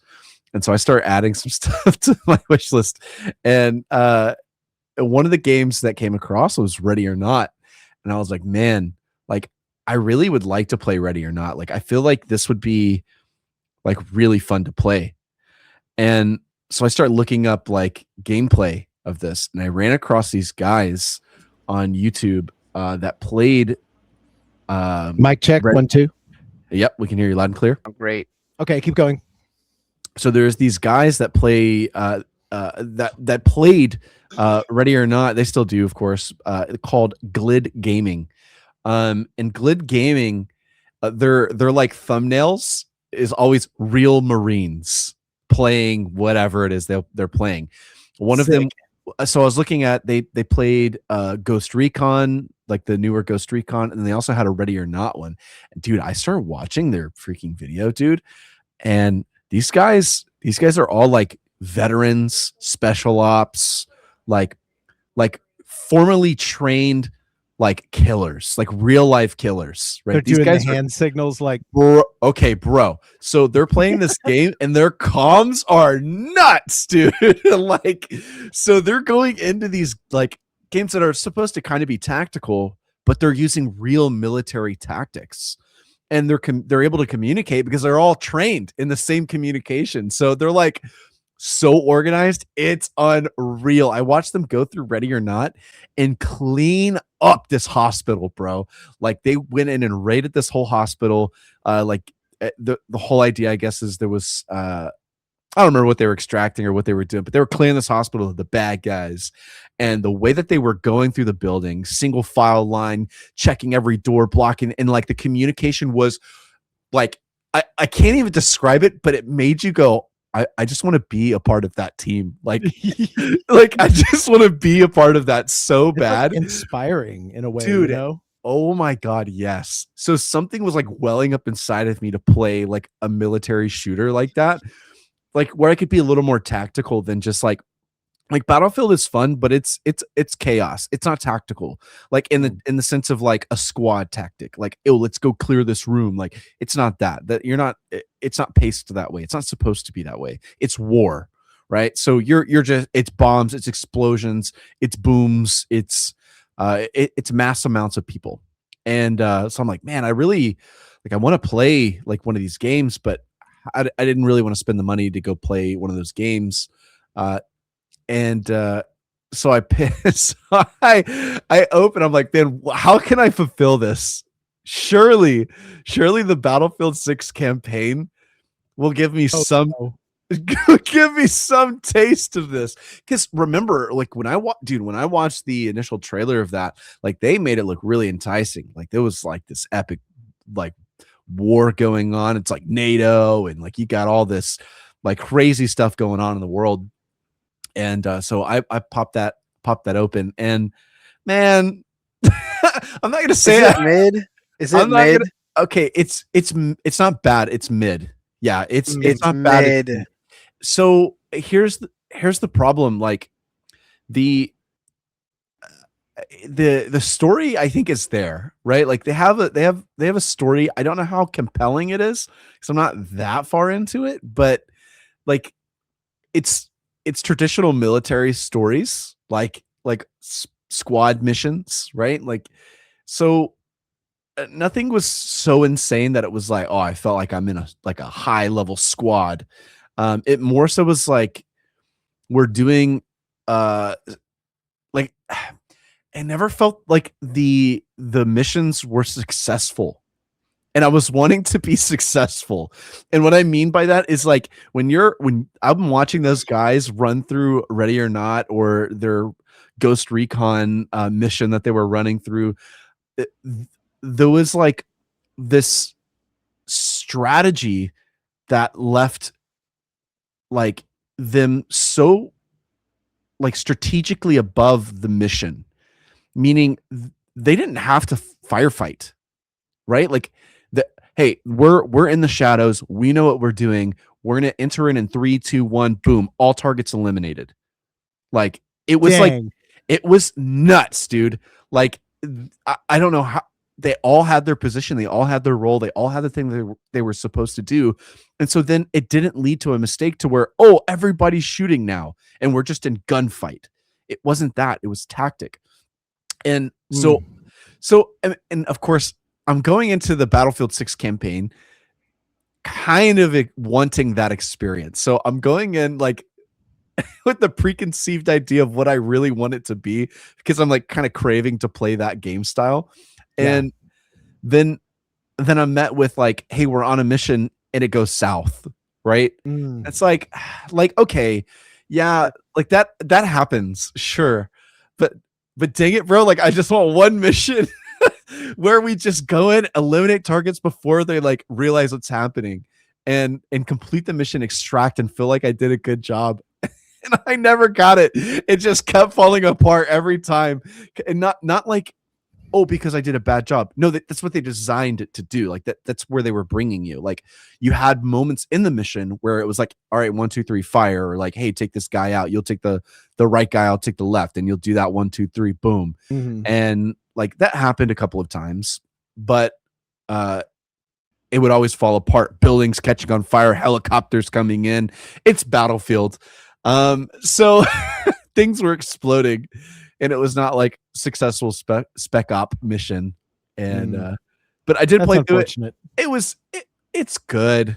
Man, it's fine. That mid, bro. It's fine. That mid. But sometimes, you know what? Sometimes mid is okay. I think there's mid. There's good mid. I played it for a good long time. Like I did get locked into it. Like I played it for like 2 hours, like straight. Like I was just fair enough.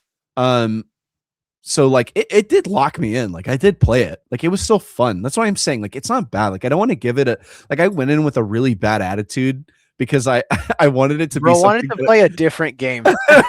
Yeah, like I was thinking that just now. I was thinking that absolutely. Like it wasn't your fault that you didn't execute it properly.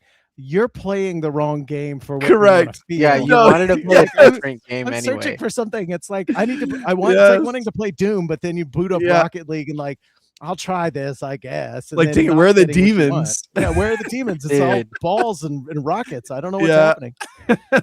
That's why I say like I don't want to hate on it because it was fine. I think you know what you would benefit from playing is actually some classic Rainbow Six games. Some of the older Rainbow Six, Vegas, and things like that. They are very much that game. The tactical, we're going in, and there's a thing happening, and we need to solve a problem. It's Yeah. totally that game. Yep. So you Man. might want to check some of those out. There's actually a thing that wound up in my library. It was like 60 cents, so I had to buy it. It's called Future Breach 64. It's on Steam. And it, if you want to look this up, it straight up looks like a Nintendo 64 game, but it's exactly that. It's a strategy shooter where you're going in and solving like an issue with a team. And so you've got bots along with you that are going to be, you commanding them, okay, you're going to go around here, I'm going to go around there, you breach this, then we're all going to execute on our little plan. It's kind of in the works right now, but as a low poly execution of that type of thing, it's really kind of funny. It's chuckle worthy for sure. But for $3, you could do worse. You know what I'm saying? Yeah, absolutely. Bad Rats exists on Steam. So if your game isn't worse than Bad Rats, you did okay. You did okay, devs. No problem. Yeah, I would highly recommend checking out the Glid Gaming YouTube guys though. Like I'm those absolutely videos. Gonna watch that. That sounds badass. I will send you the video that just like I don't, dude. I was watching it and like I just had it on my phone or something, and like, dude, it sucked me in. The way that they communicated and the flow of that video was like hypnotizing. Legit. It was hypnotizing, bro. I put it on, and even Macy was just like locked. She saw it, bro. Like she was like, whoa. She saw it. Because it was just like the flow of the way that they work. It was insane. And really it wasn't, it was all of them, but there's one guy that's the main guy, I think. Man, the way he communicates everything, the way he just like vibe checks is so freaking peak. I'm gonna send you the video that I found of it, but it's the one of Ready or Not. Ready, dude. That game is really cool looking. John, I know you said you played it. Yeah, I have. But you I were forget how many banned hours I have from on playing with your friends because guys. All right, look. So this is the thing, right?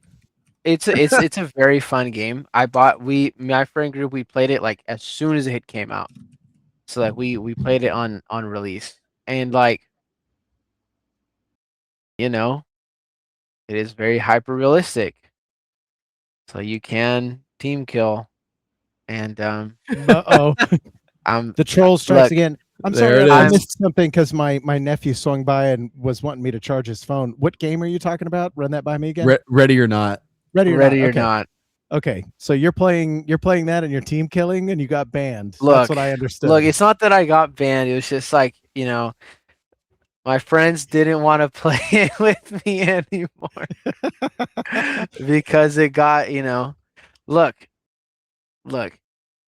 I'm just a man. All right. I'm just flesh and blood. I can't help it. Explain But I yourself. will say something about, shotgunning my friend to the back on some stairs was pretty funny to me. But And this is why they don't want to play with him. but hey, I will This is why say you can't the have game nice things, John. the game is very fun. They have done a ton of updates since it first came out. Like to my understanding, it's almost like a completely different game. But Oh yeah. it is very, very fun. Like I've seen them play, like the people that Devin is talking about. I've seen them play. There's a specific mission in Call of Duty, Modern Warfare. I think it's 2019 or Modern Warfare 2, where you are clearing a house, and it's like one of the longest missions in the campaign. And I've seen them run through that mission, and it was nuts. Hearing like the call outs, hearing like the calmness, the tone, right? And like just how unconcerned they were, if that makes sense.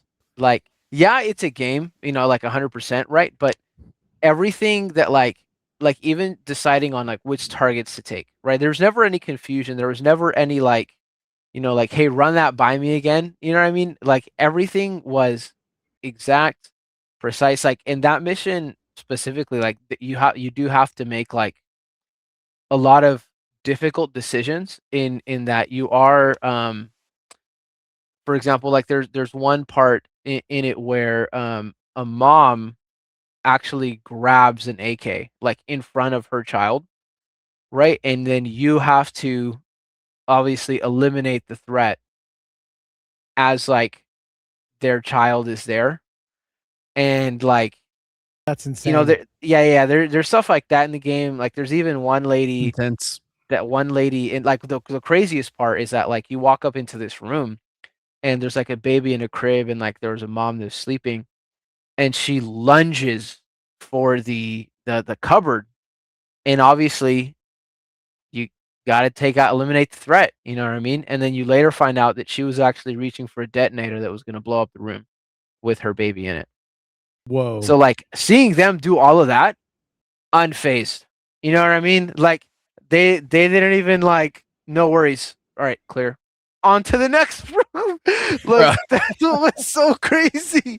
And hearing them also what was cool in that YouTube video, they also like digested it at the end, like talked about like how it compares to, you know, when they actually did it IRL.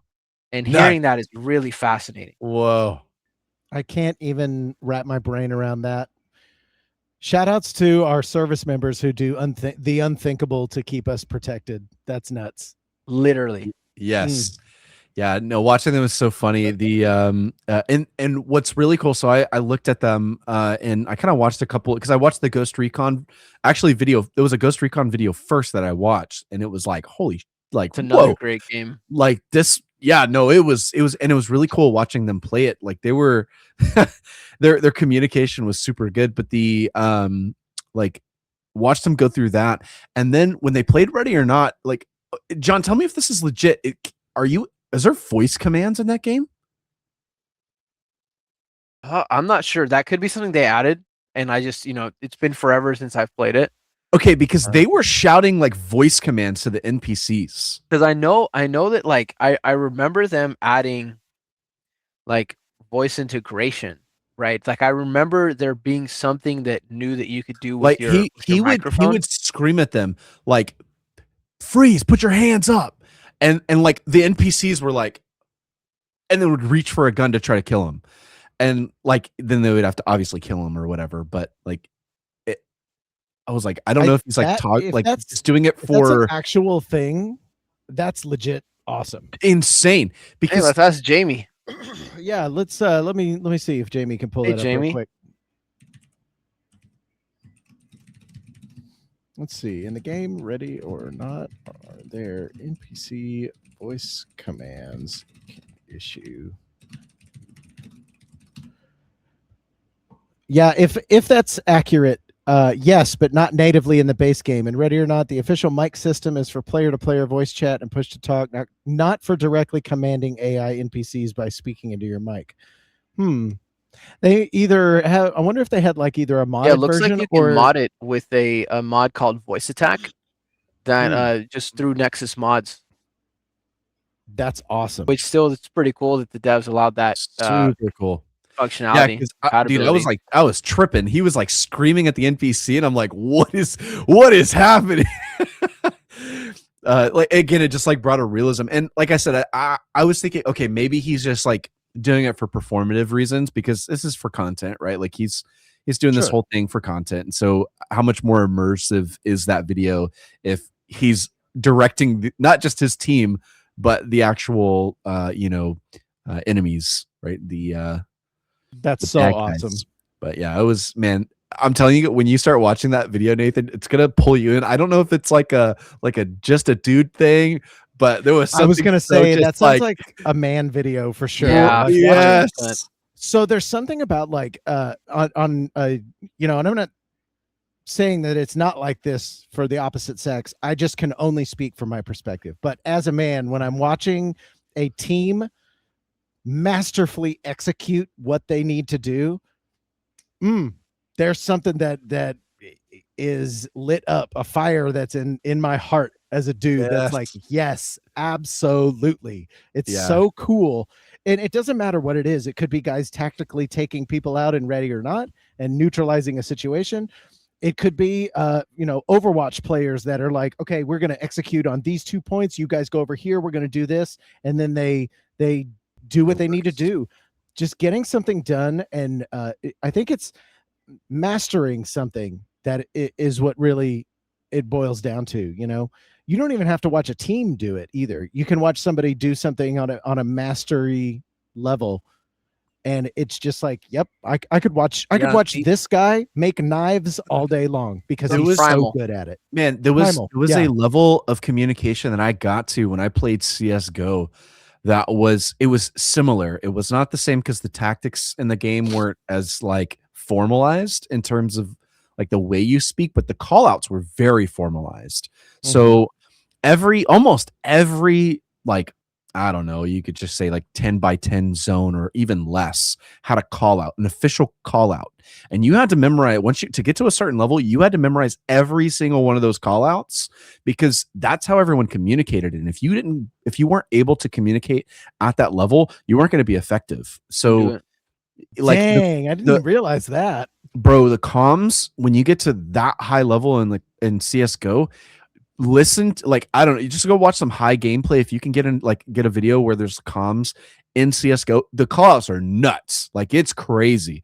They are just yapping, dude, the whole time. And then there's silence moments, right? It's like everything's quiet, and then it's boom, boom, boom, call out, and then it's like boom, silence. And then boom, call outs, and then silence. I think I love the fact that there is silence in between, because the silence indicates locked in. This is business. I'm not saying anything to you because I have no information to relay. I'm not trying to start a conversation. We're here to play. We're here to win. Yes. And the silence means that there is nothing going on. And when there's something going on, I'll break the silence and I'll do the proper call outs. I love that. I think it's cool. And you didn't get people that broke that. Like, there was like a threshold. Once you crossed the threshold, you got out of the playing with like John, and you got break. All right, don't say that. And you don't say that. and you got into the people who were like, I'm really serious. Like, I'm not messing around in this game. Like, I actually want to like fully win this game. And if you messed with that,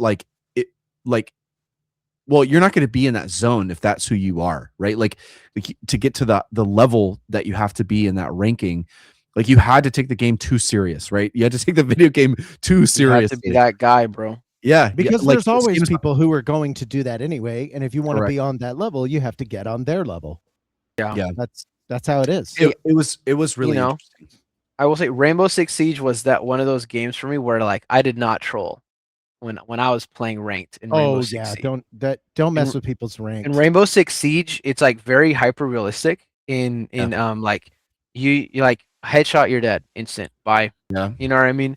So like those, like what Devin is talking about, the call outs, bro, took me back. I remember watching YouTube videos on the call out names of all of the different maps, so that when I would get into my lobbies, I could effectively communicate where the enemy was. Yes. And like it's you have to, because you're not just calling out in those types of tactics. You're not just calling out, hey, they're in this location. Hey, they're in this location. They have this weapon and they're looking at this direction. Yes. Yeah. They're facing this way, so you need to know that. And so you're giving the position call out. You're giving where are they looking call out position. So they're at stairs, lower stairs on A, and then they're looking at window, by whatever, like lamp window or something, and then and they're using, I don't know, sniper or whatever, like op, and so it was stuff like that. So you'd give that full position call out, and then that would mean, okay, if I jump into window, instant death, Like, I will lose this fight. So then you have to go, either you flash window because you know they're looking at it, or they're exposed to window, so the flash will work, or you take the other route and you go through the doors, right? Because you know, oh, I may have a slight advantage if I go through doors rather than window. And Right. like that, like the communication had to be that on point, because if not, then bro jumps to window, gets headshot, you lost round. Like that, and it's just Yep. that, it was that simple. Like It was losing one person is huge. yeah, and it was Like losing a teammate is massive. tactics at that point were almost more important than skill. Yep. I think that's what makes a good game. I think is that you're balancing. If you can find a balance between just the skill of shooting your weapon quickly in a location against the tactic of where this person and how they're breaching a room, if you can find that razor thin margin, that's what makes a good game, a good experience. Agreed. Because then that opens up the floor to you know, a neck and neck skill level. You really aren't going to know who's going to win. It really is going to come down to both things: who can shoot quicker, but also who breached the door in what way. Information is so important. Yeah. So I important. would say Rainbow Six Siege definitely did better at that than Counter-Strike. Counter-Strike is definitely more reactionary. Like, you can be just a faster shooter and it'd be sufficient. But in a game like Siege, you had droning phase where you had a little camera yes. drone, and that was Intel. As a defender, you can go see, all right, the enemy's doing this, they're setting up traps, this is where the bomb is that we need to defuse, this guy's camping this spot, and then that's if you're attacking, you get the drone. Then if you're defending, you have access to cameras, right? So you can see where the attackers are coming from. Now the attackers also need to shoot the camera. Another thing, camera placement. I watch videos on every single. There's maps that I have memorized to this day where all of the cameras are, because as an attacker, when I would spawn in, immediately I have to shoot cameras so they don't know where we're coming from. Like Smart. Siege, I peaked low plat, because I love that freaking game. That's the only game that I ever, and Overwatch, where like I truly locked in and John did not troll, and like Siege felt so rewarding because on both sides, right, you can win by planning effectively, or you can win by utter decimation. So it's like they're obviously like being able to, because you can barricade walls. There's also certain defenders that can put traps in certain areas. There's a defender that can throw these invisible cameras, so that like there's a bunch of different things you can do. There's this really cool defender named Mozzie that can actually, the drones, he has these little like nano spiders that will jump on the drones and hack them. So now you can use the drones as a defender. And that is massive, because now as the enemy is breaching in, you can just be watching from your drone and then communicate to the team, hey, they're here. Like That's all of the huge. like it like, and that's just like scratches the surface of like everything you can do in that game. And like they really did a good job in that, where if you truly want to lock in and like play tactically, you will win. You will win. That's awesome. You know, in a non-FPS way, Rocket League is kind of similar. Dude, I'm learning that. I know I talked to you about this, John, recently, about like the 1v1s, because like mechanically I'm actually not that amazing, and like comparatively to, I don't know, a champ 1. Like a champ 1 is going to be actually probably mechanically way better than I am. I happen to be way better tactically, like positionally. I'm going to be better. You really are so good at being in the right place at the right time. I cannot, for the life of me, the hundreds of hours I've played of Rocket League, cannot get into that mode, and I envy you greatly. It's what helped me. Like before I hit that like phase where I just trained mechanics for a long time. That's what carried me when I played, because I was still probably like a good level plat player, if not low level diamond, just based off of no mechanics, just like tactics. Like I barely could fly. I could just fly enough to like get off and like touch the ball, but I could carry in matches that I should not have been playing in, because I just was in the right spot. and all you have to do sometimes is just be in the right spot. Like the tactics actually mattered more in points. But yeah, That's super cool. I love that. Well, I have been. Are we done with the tactics conversation? Anything done. left to Feel go on free that? to pivot us, I don't want to Mr. pivot Nathan. if we No, still have please more. do. Please do. So I've been playing Doom, of course. That's an evergreen game for me. It will never Constant. it never gets old. But I'm doing some really hard stuff. I'm playing a WoD called Simulacrum. It's so hard. I bitch about it kind of week over week, so I'll skip that. But I also pulled up one called Doom 2 in rural only. And it's basically Doom 2 in small town USA. So the first level is like a little tiny town. You have a bar you can go in, and that's basically what it's been for 4 levels so far, and it's been really great. It's cute more than anything else. It's not exactly hard, but I'm having a good time with that. And the other thing is, John, I took your advice. I booted up Schedule 1, and I've been getting back into that. And I've been slinging some green to the local townsfolk over at Highland Park. Yep.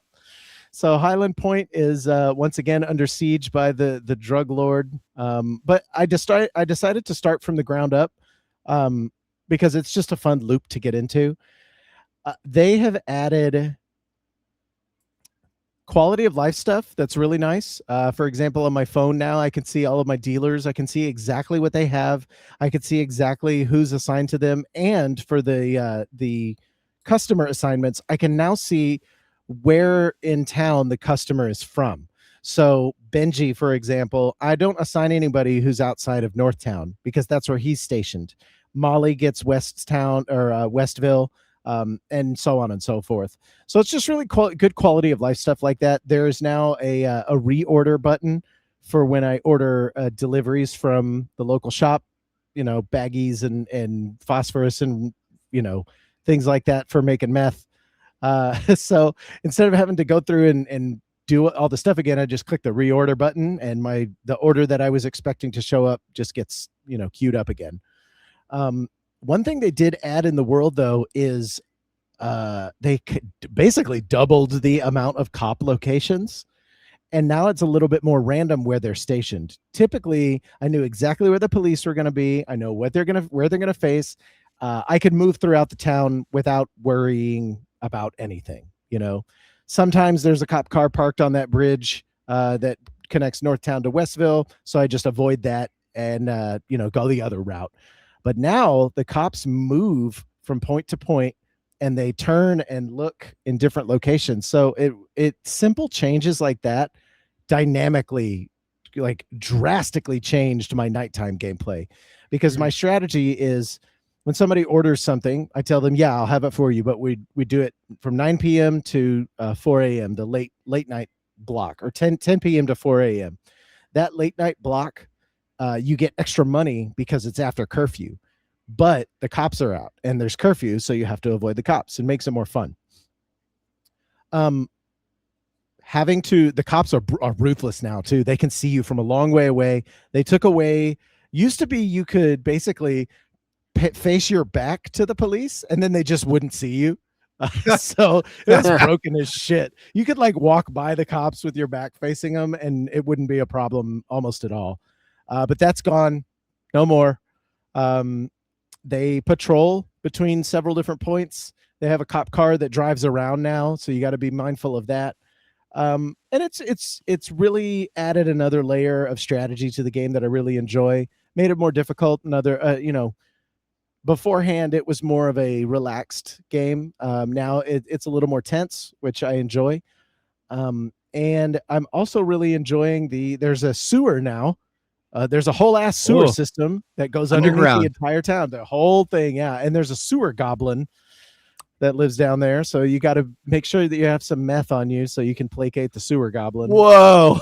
Pay your tax, your sewer tax. Yeah, got to pay your sewer tax. Pay your sewer tax.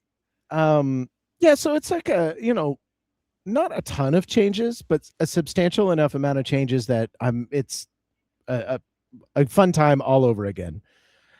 And one of the best cosmetic changes that they've made is weather. There's weather in the game now. So could be foggy, could be rainy, could be thunderstorming. And sometimes the thunderstorms, if you're out and about, you could get struck by lightning. And what's fun about that is that it makes you move quicker, like 20% faster. So it gives you just like supercharged speed boost. Yeah, it's supercharged. So you're just like hauling ass through this town, just delivering what you need to deliver. And they added a whole new drug to it as well. There's shrooms. You can grow shrooms in these little boxes now. You can take your own mushrooms as well, and it gives you like the swirly effect. So it's nice. It's definitely got a lot of stuff going on. Tyler, the solo was a solo developer, is now an actual developer. Because Homie was charging, I think, $20 for the game, and I think it's still $20. He sold millions of copies, so now he's got money to buy. He bought himself a studio. He hired another developer, and now they're working on making that game even more fleshed out than it is. So awesome. This is just the beginning. This is just the beginning of Schedule 1's story.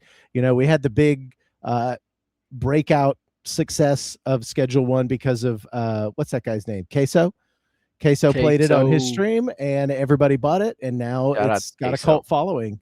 It's amazing. So, yeah, we're going to see a lot of stuff happen with Schedule 1 over the next 1, 2, 3, 4, 5 years. And I hope in time it's just going to get even better and better, because I'm having a blast with it. They added something that is it's like, it makes me question whether or not we're in a simulation, because one of my favorite things in any video game is, this is so stupid, is gold-plated guns. I don't care what they are. An Army of Two? Oh yes! Oh my god! You said the magic words. Gold-plated AKs, just like back to back with your buddy. Dude, I want that feeling. I want that feeling so bad, bro. Why is Army of Two not on every console? Dude, I think that game is wildly underrated. Dude, facts. Is it not available like on PC at all? Let me see if I can get Jamie to pull that up. Let's see. Army of Two. What systems is it on? I don't think I think I tried to look it up recently. Yeah, Army of Two is a PS3, Xbox 360. It's also available to play on Xbox One and Xbox Series X through backwards compatibility. But outside of that, there is no PC functionality at all. I would basically have to get like a PS3 emulator or something, which at this point, doable. Very a good experience. But yeah, gold-plated guns, man. They added a gold-plated 1911, which, if you know anything about me and guns, 1911 is like my go-to pistol. I think it's just the coolest thing of all time. And to have a gold-plated 1911 inside this game, it's $25K. So, you gotta work for it. Dang. Worth it. Now all I need is a dual wielding mod, so I can have dual wield my gold-plated 1911. What is it about a gold-plated gun, dude? I don't know. It's the ostentatiousness of it. Like it's not practical. Absurd. It's not practical in any way. No. Not even a little bit. Doesn't change anything about it, but it looks freaking awesome. So yeah, it's given me something, an objective to go for. We were late to the podcast by a couple minutes because I was wrapping up a delivery, and I was like, I can make it. So I was delivering all my drugs and closing the day out. And then I got on here. I just picked up the bungalow, so I've got to move all my grow stuff into the bungalow. And then I just also picked up a property to start laundering money. That I think needs some work. If I'm going to give any criticism to Schedule 1, is that there's pretty much a hard limit on how much money you can launder, which in a real world sense makes sense. But also, if I'm making money hand over fist and I'm slinging dope to the whole town and everybody is my customer at all times, I want to be able to put my money in the bank and make it work for me. But I also so one of the updates in I wouldn't say this is recent. This is about a year old or so at this point. But the Benzies is the local gang that you're kind of working against. And there's a storyline. They basically pick you up and are like, hey man, we see you're slinging dope in Northtown and Westville. That's cool. Stay out of the other areas. And also we need you to supply product for us when we text you, and we can be friends. So you're sort of forced into a deal where you have to supply the Benzies every now and then with some kind of drug. They will call it out, some strain of weed you may or may not be growing at the time. You have a 3-day window to deliver it to them, and it just gets, the number goes up every time. It starts off at 30, then it's 35, then it's 40, and it just goes up every time. So at some point it becomes unmanageable and you have to break the truce. At that point, you start tagging the town with spray paint with your own colors to signify your territory. You can take out their dealers if you know where they spawn in, which actually is a really, really fun thing to do. Getting the jump on a Benzies dealer as they're coming out of the bar, lighting them up, and then taking what's in their pockets feels awesome. It's just like, this is my territory, bitch. GTFO. Get out of here. Yeah, get out of here with your green shirted nonsense. But they will also jump you. So you got to be mindful when you're walking around. Every now and then you'll hear, like, what's great about the voice acting in that game is that it's not actual voice acting. They literally sat around Tyler's table one night and recorded all these muffled, like, so it all sounds that way. And every now and then you're wandering around at night, and then you'll hear a bunch of like oh shit, they're coming. You'll get like 3 or 4 Benzies on you. The game is smart though. If you don't have a gun on you, they won't have guns either. So you'll have a melee battle on your hands. But as soon as you put a gun in your hands, there's at least 1 or 2 operators that's going to have some firepower behind them. So you better have your pump action shotgun or something on you. Otherwise, you're going to have trouble. Your dealers can also get jumped now as well. No. So that sucks. But it's as simple as arming them. That will mitigate a lot of that. And your dealers will text you like, hey man, the Benzies tried to get me, but I fought them off. Or if they get got, then they'll say, I lost X number of dollars and X number of products. Sorry, there's nothing I could do about it. Like, hey man, I get it. What are you gonna do? You got jumped, you know? Not gonna fire you over that. But the reason I bring up the story of the Benzies is that by the end of it, they're working out of this mansion at the top of the hill in the suburban area of Highland Point. And by the end of the story, you can blow the mansion up and get rid of the Benzies, and then you own the town. So fire. It's fire, dude. There's a 3-part process where you have to get explosive supplies from this dude who works at a chemical plant. You have to get a dude to build you a bomb, and then you have to get another guy to dig a tunnel underneath their mansion. So once you've accomplished all those, you can set the bomb, run away, and then the mansion explodes and you own the town. 5 days later, the mansion reconstruction will be complete, and you can buy the property then for $50K, and then you can operate out of the mansion. So we're like this close to having customized like furniture, and like I want to be able to be a ostentatious drug lord, you know? I want to be able to have ridiculous art paintings throughout the mansion. I want to be Scarface. I need this game to end me up in Scarface territory, where it's just like, holy shit, this mansion is decked out. Like, yeah, I don't know what else to do with my money, man. I've already bought all the things. That's where I want to wind up. So hopefully we'll get to see some of that in the future. I imagine that'll probably happen. There's also another island in the works, or another location entirely. So lots of big plans coming for Schedule 1. I try to keep my ear to the ground as best as possible. They have a Discord, so if you're into Schedule 1, go join the Discord. It's a great place to kind of see what's going on in the world of Schedule 1. You can get access to the beta branch and see some upcoming features. So that's really good. You can actually just do that. You know, when the open betas are arrived on Steam, you can just right click on it and go to the betas tab in the game configuration, and then just get there. You've got all your stuff.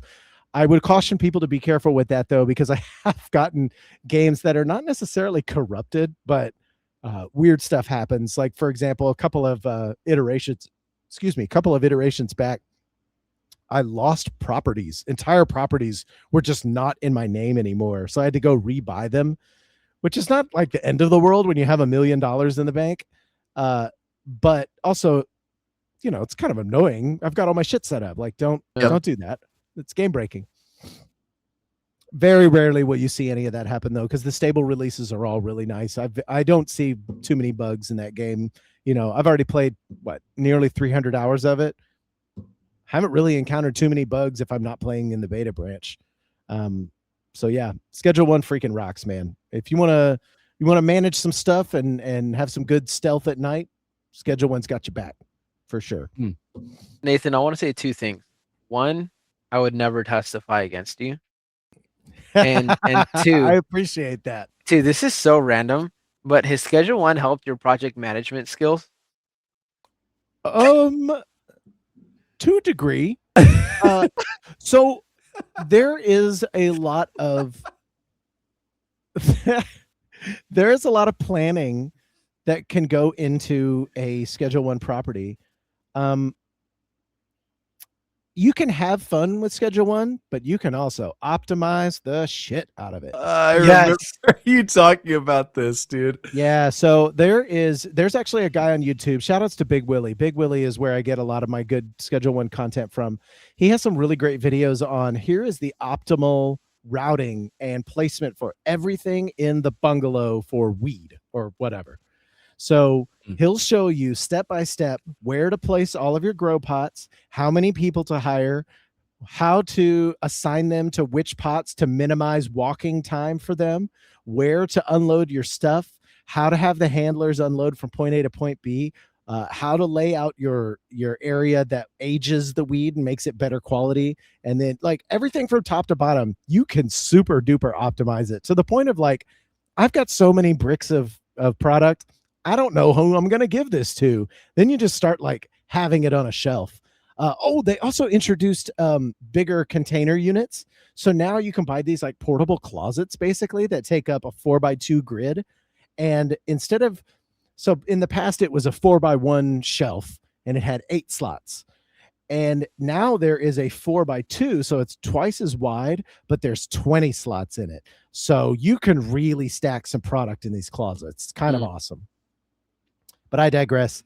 To answer your question, not really helped me per se, but it has allowed me to flex some of those skills, because you do have to plan, you know, do you want each operation in each location to be autonomous, as in making product and finishing it? Do you want the bungalow to be all mushrooms? Do you want the bungalow to be all, you know, marijuana growing? Or do you want the packaging stuff to all happen in a single location or across various locations? It's totally up to you. And there's a ton of customization that can go into it. And it's really great watching your operation go from growing 2 pots worth of Granddaddy Purple, and then you know, after accidentally playing for 10 hours, you've got this bungalow with 20 pots, 6 employees are unloading and moving product, and it's just all automated, you know, drug production. So ridiculous. Let's go. Yeah, it feels good to accomplish that for sure. Yeah. Kind of. Hey, I'll take it. Hey, I'll take it. I feel like if you are a good project manager, then you will excel. Yeah. Yes. There's a level of engineering that goes into it as well. If you're an engineer, working on it from that perspective is really great. It's sort of like a dumbed down version of Factorio, but with drugs. Right. Great game. Right. God, I love Factorio so much. I have yet to go back to it though, because my factories always wind up being spaghetti, and I get lost, and then I don't rage quit so much as like, this is so overwhelming, I don't know how to even manage it anymore. And then I made the mistake of loading up some custom maps that people like, hey, here's my save game, check this out. And I loaded up some of their factories. Oh my God. People go ham. Dude.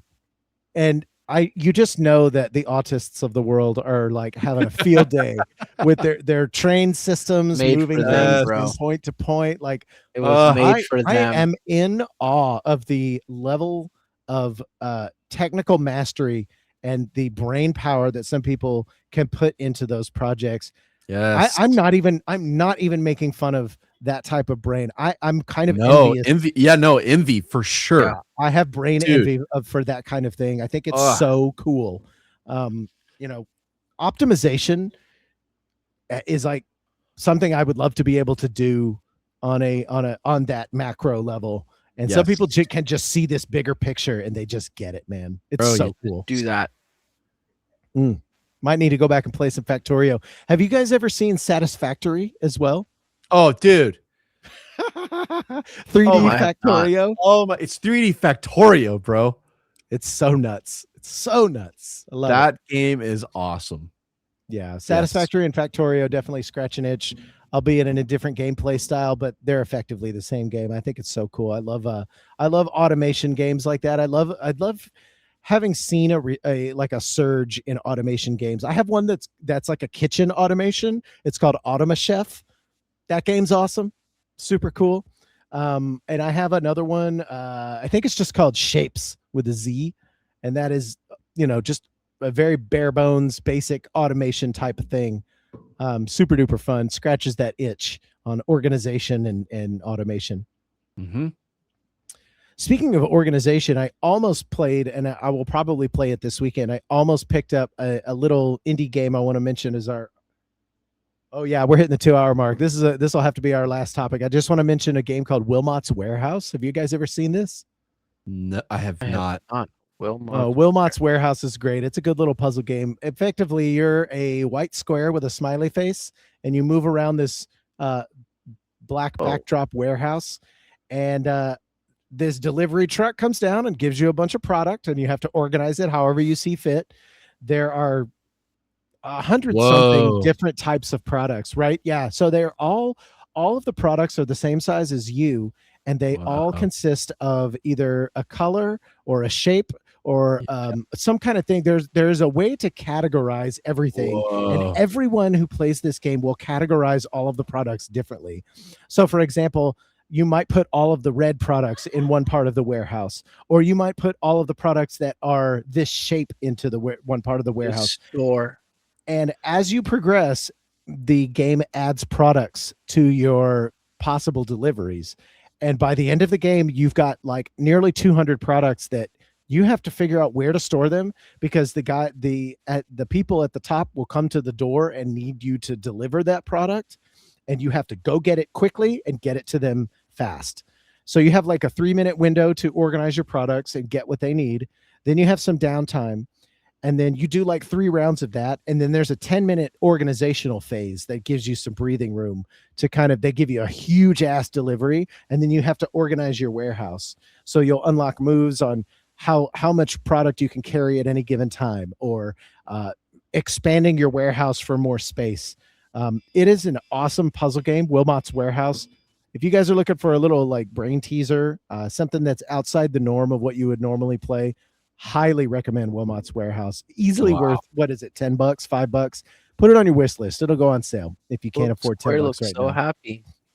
Wilmot is, I just love Wilmot. He's just happy to do his organizational stuff.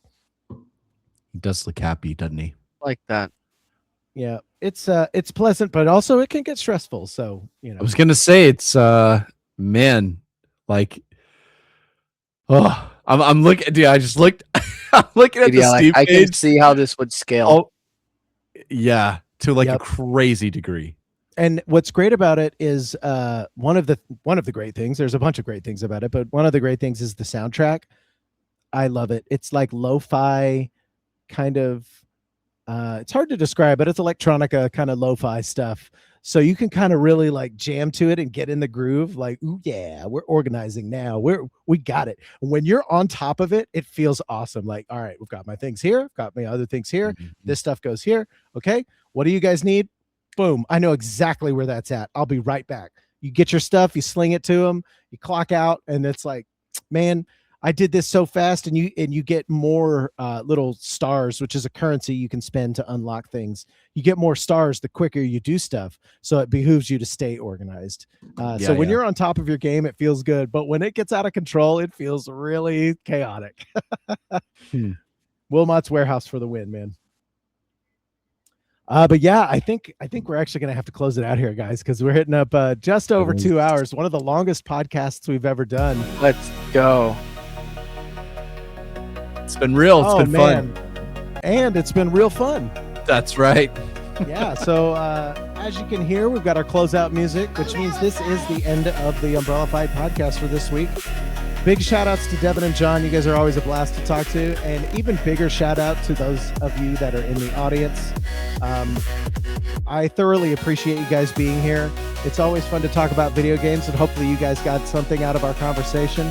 Before I go, I just want to remind you that you're awesome, you're loved, and what you do matters. Call your mom, call your dad, call your family and friends, tell them you love them. Life is too damn short for you not to do so. So we're going to throw some hearts up in chat for you guys. We love you very much. We appreciate you. We'll see you next week. Peace.